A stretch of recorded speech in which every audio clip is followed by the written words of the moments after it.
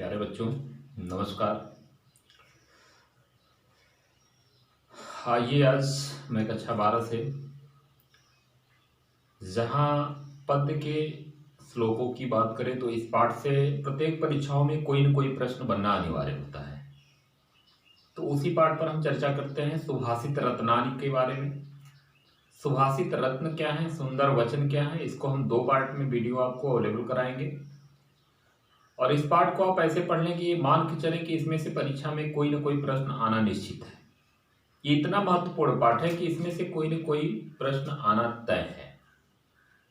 तो आइए हम लोग देखते हैं चैप्टर में सुभाषित रत्नानि, सुंदर वचन या सुभाषित वचन कि भाषासु मुख्या मधुरा दिव्या गिर्वाण भारती तस्या ही मधुरम काव्यम तस्माद अभि सुभाषितम।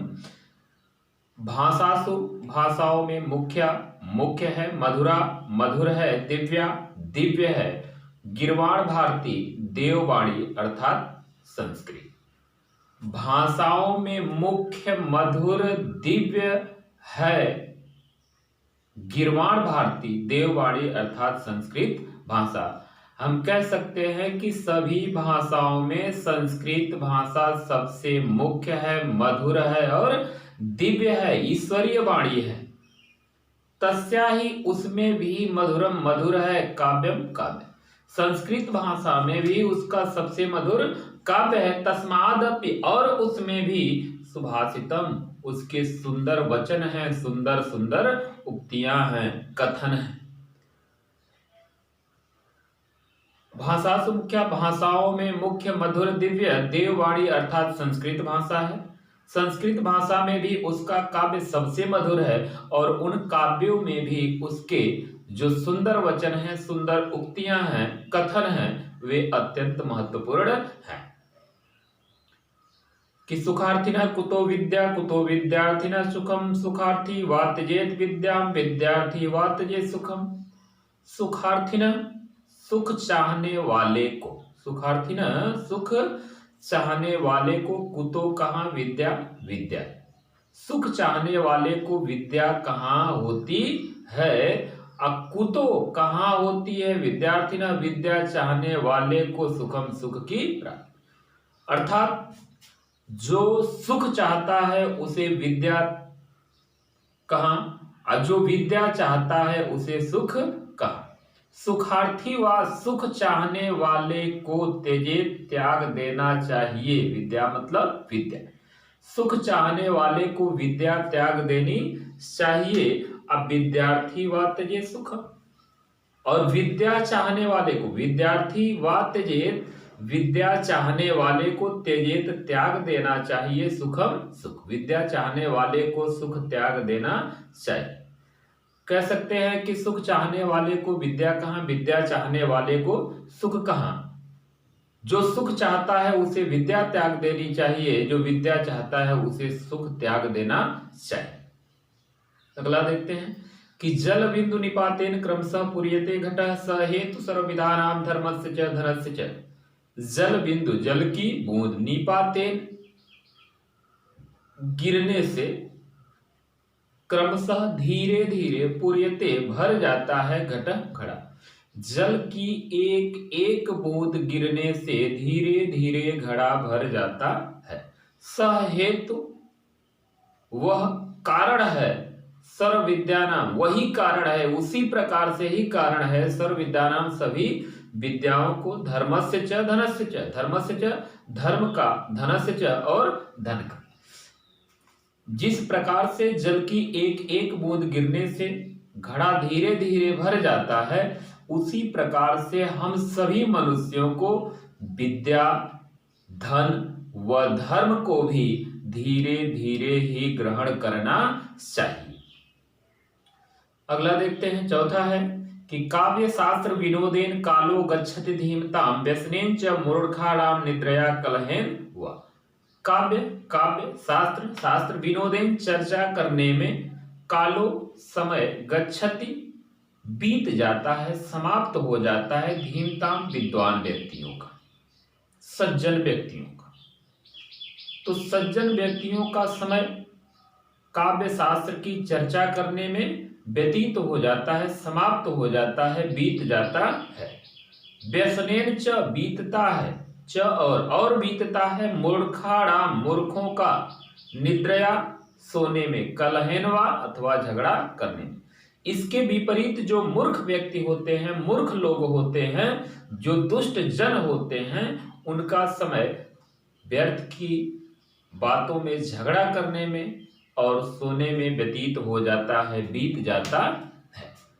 आगे देखते हैं कि न चौर आहारे न च राजहारे न भ्रातृभाज्यम न च भारकारी व्यये कृते वर्धत एव नित्यम विद्याधनम सर्वधनम प्रधान। न नहीं चौर आहारे चोर चुरा सकता है, न च और न ही राजहारे राजा छीन सकता है। न चोर चुरा सकता है, न राजा छीन सकता है, न भ्रातृभाज्यम न नहीं भ्रातृभाज्यम भाई बांट सकता है, न च भारकारी और न ही भारी होती है, और नहीं भारी होती है। व्यय कृते खर्च करने पर, व्यय खर्च कृते करने पर वर्धत एव बढ़ती ही है, नित्यम हमेशा। विद्याधनम विद्या रूपी धन सर्वधनम प्रधानम सभी धनों में प्रधान है, सभी धनों में श्रेष्ठ है।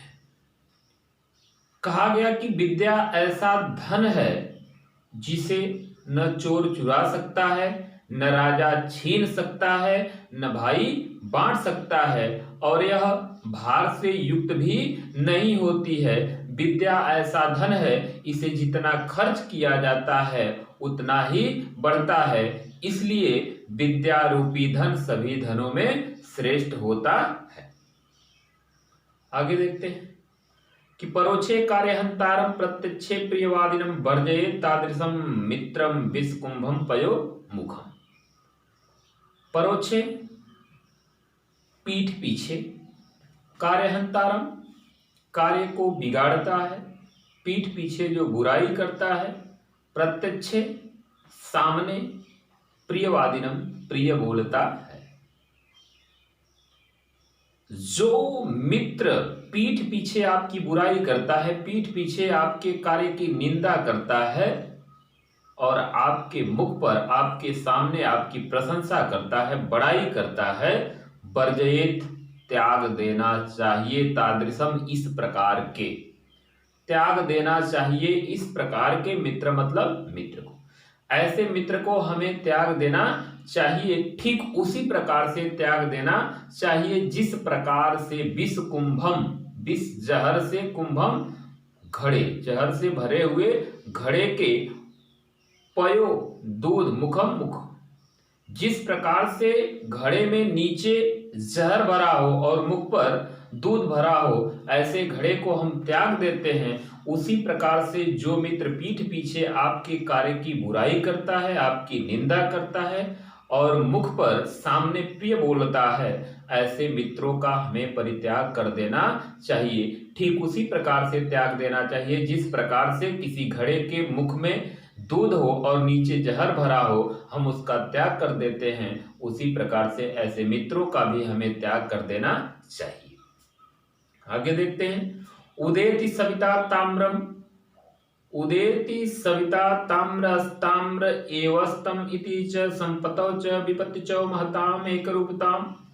उदेति उदित होते समय, सविता सूर्य, ताम्र लाल, अस्ताम्र लाल, एवं और अस्तम इति डूबते, अस्तम का अर्थ डूबना होता है, इति इस समय च, और सूर्य उदयति सविता ताम्र, सूर्य उगते समय भी लाल होता है।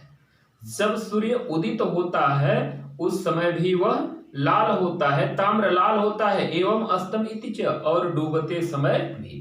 सूर्य उदित होते समय भी लाल होता है और सूर्य डूबते समय भी लाल होता है।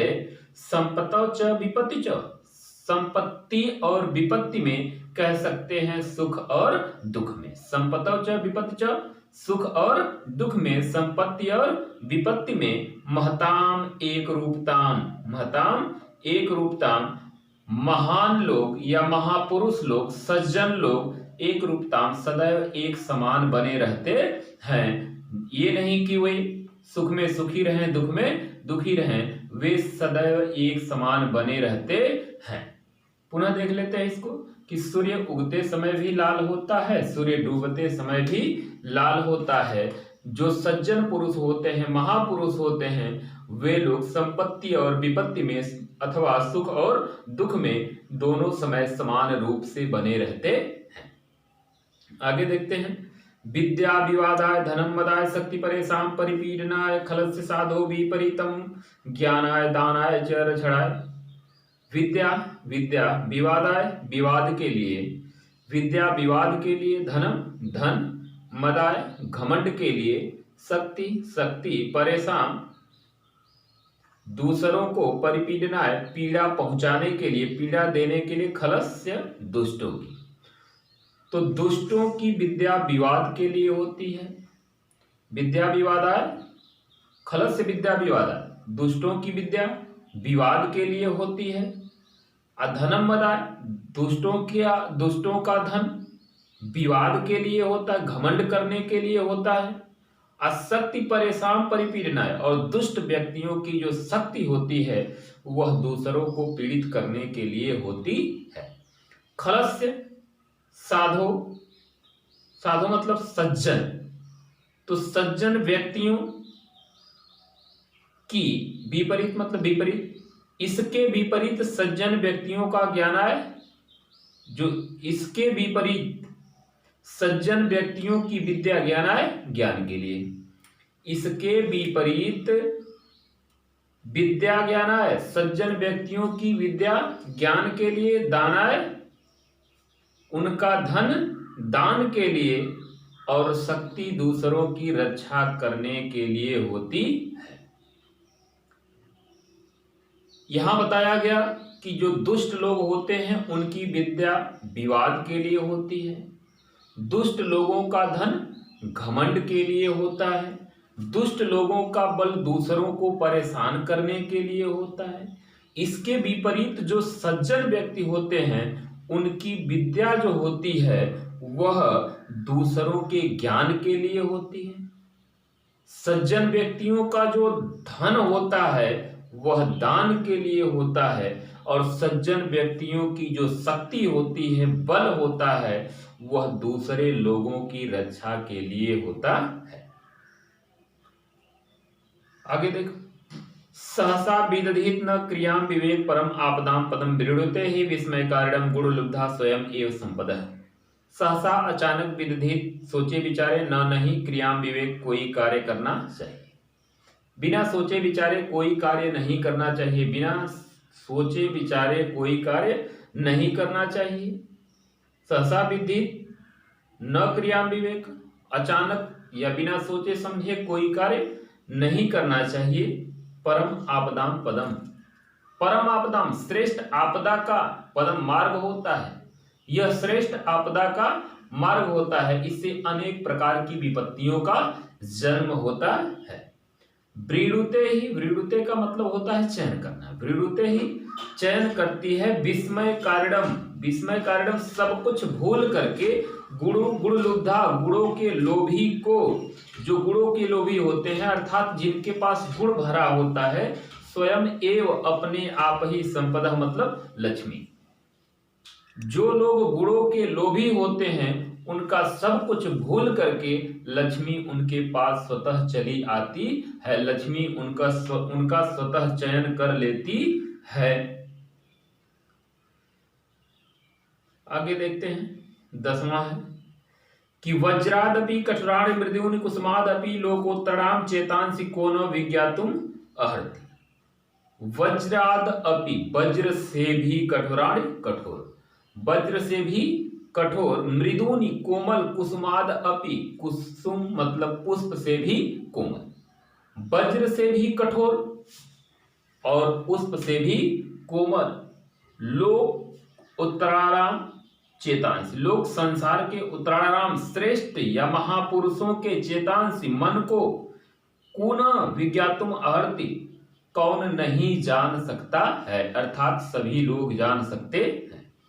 वज्र से भी कठोर, जो महापुरुष होते हैं उनका जो हृदय होता है वह वज्र से भी कठोर होता है और पुष्प से भी कोमल होता है। इस संसार में ऐसे महापुरुषों के हृदय को कौन नहीं जान सकता है, अर्थात सभी लोग जान सकते हैं।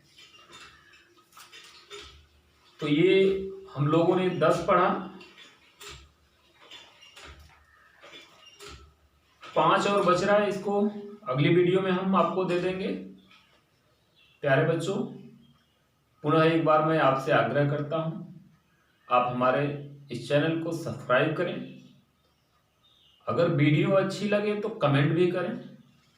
और जो भी बच्चे यूपी बोर्ड से संबंधित हैं, कक्षा 12 के छात्र हैं वर्तमान समय में, उनके पास तक आप यह वीडियो पहुंचाने का प्रयास करें। जैसा कि आप देख रहे हैं, ये दौर ऐसा चल रहा है कि शिक्षा को सुचारू रूप से चलाना बहुत मुश्किल है। इसी घड़ी में, इसी महामारी के समय मैं एक छोटा सा आपके लिए ये प्रयास कर रहा हूं ताकि इसका आप लोग लाभ ले सकें।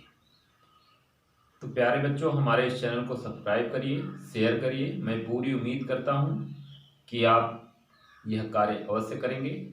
धन्यवाद मित्रों।